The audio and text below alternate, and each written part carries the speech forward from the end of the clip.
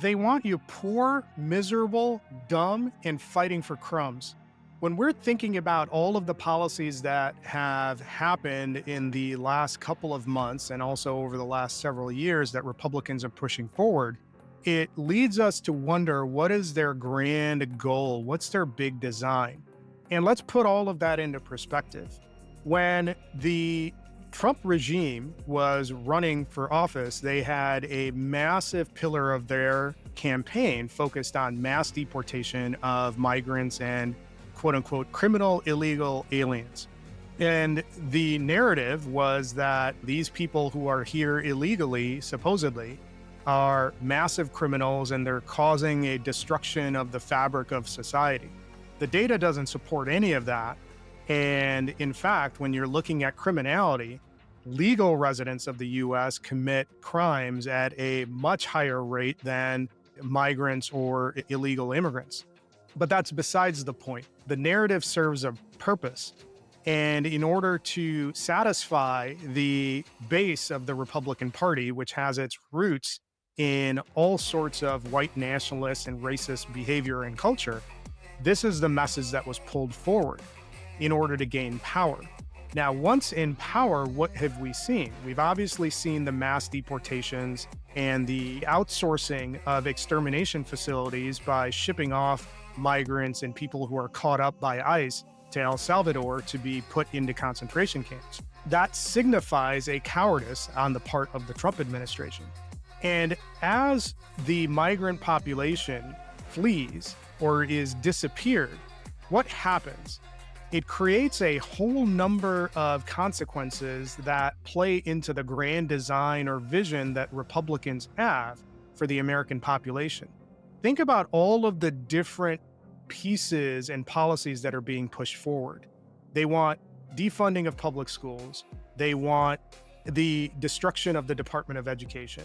They want all sorts of things that make education at any level inaccessible to the average citizen.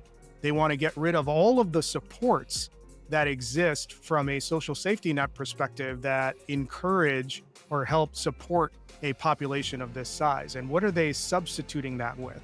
One of their intents is to take everything that government handles and privatize that so that their billionaire owners and funders can make a mint off of it. But the other part of the equation is that as you see the labor supply disappear, what's their intention? And signals of that happening in all sorts of different southern states.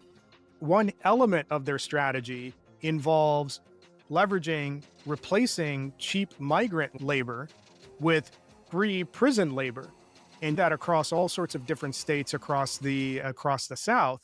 And in fact, Fortune 500 companies regularly using prison labor as a way to offset their inability to employ people at a living wage. That's one part of the equation.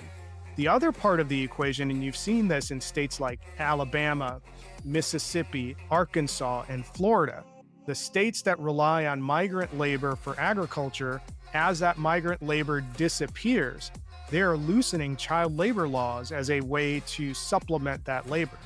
And for their business overlords, this presents a unique opportunity to pay substandard wages and not have to pay benefits.